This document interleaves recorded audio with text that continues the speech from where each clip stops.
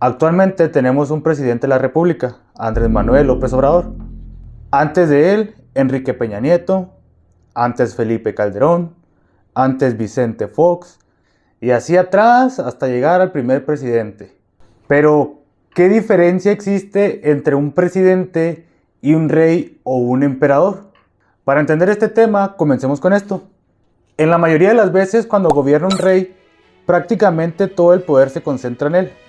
No hay nadie que le dé la contra al momento de tomar decisiones para su nación. Incluso tiene la facultad para castigar a quien no cumpla la ley. En cambio, un presidente representa uno de los tres poderes políticos de una república. Es decir, en este caso el poder no se concentra solamente en una persona. Existe el poder ejecutivo, el cual es representado por el presidente. El poder legislativo está representado por el Congreso, que se divide en dos cámaras, una de diputados y otra de senadores, quienes se encargan de aprobar las propuestas de leyes y controlar lo que haga el presidente. Una vez aprobadas las leyes, actúa el Poder Judicial, quien es representado por magistrados, jueces y ministros. Ellos se encargan de que las leyes se cumplan. En caso de que éstas no se cumplan, otorgan castigos. Uno de ellos, mandarte a la cárcel.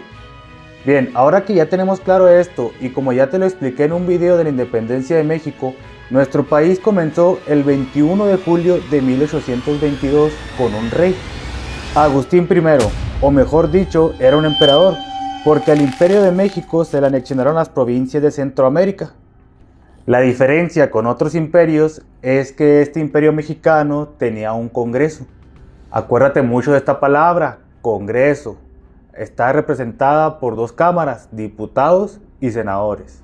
Todo parecía que empezaría con éxito, sin embargo, había conspiraciones de insurgentes, lo que hizo encarcelar a las personas que parecían sospechosas. Era tanta la sospecha que Agustín I decidió deshacer el Congreso el 21 de octubre. Después de eso, las provincias empezaron a tener temor, porque pensaron que el centralismo iba a llegar, y eso iba a hacer que perdieran autonomía. A ver, ¿y qué son las provincias y qué es el centralismo? Mira, en nuestra actualidad, nuestro país está dividido en estados. Por ejemplo, nosotros estamos en Chihuahua.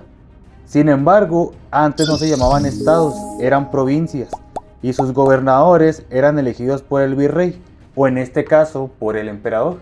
Eso era una característica del centralismo, lo que hacía que los gobernadores tenían que hacerle caso al emperador. En cambio, en el federalismo, que es el que tenemos ahora, cada estado hace sus propias leyes y elige a su propio gobernador y congreso, lo que hace que tenga más libertad y por lo tanto más autonomía. Bueno, con ese temor de centralismo y además de que Agustín I puso préstamos forzosos a algunos ciudadanos, provocó un malestar entre algunos pobladores de México y que se vio reflejado en Antonio López de Santa Anna con apenas 28 años, quien en diciembre desconoció como emperador a Agustín I. Exigió que se reintegrara el Congreso y que se estableciera un gobierno en forma de república. O sea, no con un emperador, sino con un presidente. Ya en 1823 desarrollaron el plan de Casamata para elegir un nuevo Congreso. ¿Qué hizo Agustín? Se confió y solo reinstaló el Congreso. Pero la gente ya no lo quería. Así que lo corrieron y se tuvo que ir a Italia con su familia. Incluso se decretó que si volvía a pisar el territorio mexicano lo iban a fusilar. El poder quedó principalmente en el Congreso y en tres personas en el Ejecutivo: Pedro Celestino Negrete, Guadalupe Victoria y Nicolás Bravo. Entre todo este desorden, las provincias de Centroamérica decidieron separarse de forma permanente. Incluso Guadalajara, Oaxaca, Yucatán y Zacatecas se declararon estados libres y soberanos. Aquí parecía que todo México se estaba desintegrando. Esto hizo que mandaran al ejército de Guadalajara y Zacatecas para que cambiaran de opinión. Bueno, en aviones no, porque todavía no existían. Fue en caballos. Se logró que cambiaran de opinión, pero con la condición de que se hiciera una federación, es decir, que hubiera estados y no provincias. Ya no quedó de otra más que hacer un congreso en noviembre de 1823, y por cierto, con la mayoría federalista. Así fue como en el acta del 31 de enero de 1824 se constituyó la República de los Estados Unidos Mexicanos. Fue ahí donde nació nuestro actual nombre, y ya para septiembre se tuvo la primera Constitución mexicana en 1824. En ella se establecía que serían 19 estados, 4 territorios y un distrito federal. Solo se podía ser católico y estaba prohibido tener otra religión. Además, se dividió el poder en tres: ejecutivo, legislativo y judicial. Ya establecido esto, se llevaron a cabo las primeras elecciones de la historia de nuestra república, en las que fue elegido José Miguel Ramón Adauto Fernández y Félix. ¿Quién? José Miguel Ramón Adauto Fernández y Félix. ¿Y ese quién es? Pues Guadalupe Victoria. ¿Y no le puedes decir así? Pues es que quería verme más inteligente. Bueno, en realidad quería que supieran que se cambió el nombre por Guadalupe Victoria. Guadalupe por la Virgen y Victoria por el triunfo en la independencia. Hasta aquí parecía haber progreso en el país. Sin embargo, se tuvieron que enfrentar a una nación endeudada, desorganizada y necesitada de crédito y reconocimiento internacional para poder funcionar. Porque hasta ese momento solo lo reconocían como país la Gran Colombia, Perú, Chile y Estados Unidos. Fue hasta 1825 cuando lo reconoció Gran Bretaña. Claramente España seguía enojado con México porque no lo quería reconocer, tal como te lo expliqué en otro video. México recibió préstamos de Gran Bretaña, mismos que no pudo pagar, así que ya no pudo pedirles dinero, lo que provocó un problema para todos los gobiernos siguientes. Además de eso, el comercio permaneció casi paralizado porque había mala comunicación dentro del país por falta de medios y vías.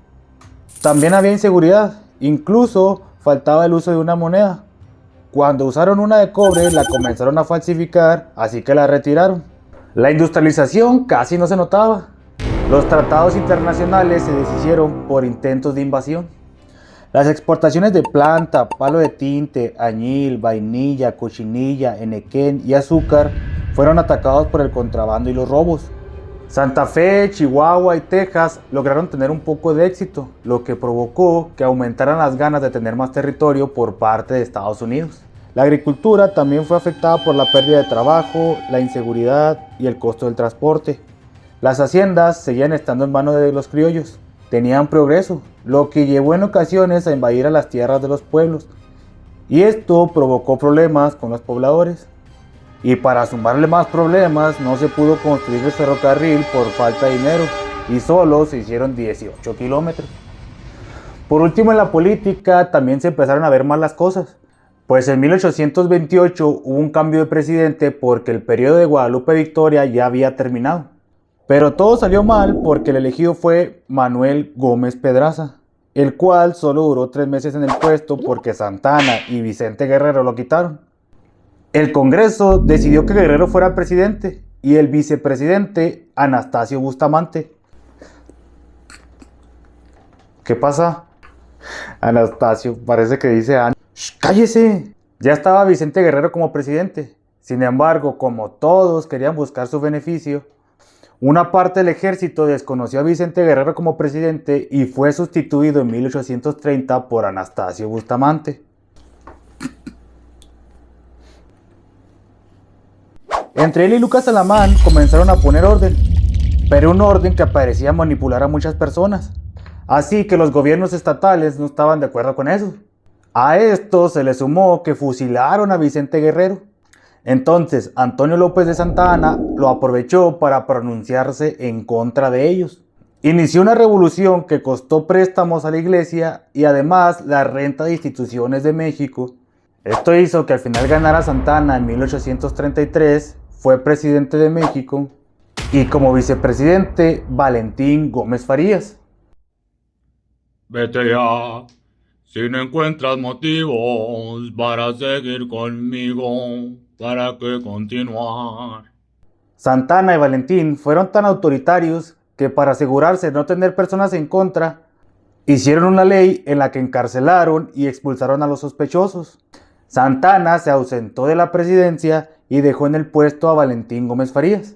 Pero tiempo después tuvo que volver Santa Anna porque a Valentín ya no lo querían por ser tan autoritario. Y por eso hizo el corrido de "Ya le canté este corrido a todos mis enemigos". No, ese es otro Valentín, es Valentín Elizalde, este es Gómez Farías. Ahora Santana se tuvo que volver a ir porque los tejanos se querían independizar. Fue aquí donde dejó como presidente a Miguel Barragán. Sin embargo, en la guerra, Santana fue tomado prisionero, lo hicieron firmar los tratados de Velasco y Texas se independizó. Así, los primeros 15 años del México independiente fueron un desastre. Para que te des una idea, hasta 1840 México debió tener 4 presidentes, pero tuvo 15. ¿Qué hubiera pasado si se hubiera quedado el imperio de Agustín de Iturbide? ¿Seguiríamos con un rey en la actualidad? ¿Tal vez el poder de una sola persona hubiera dirigido bien el país? Eso nunca lo sabremos. Lo que sí sabemos es que esas ideologías siguen estando presentes en nuestra actualidad.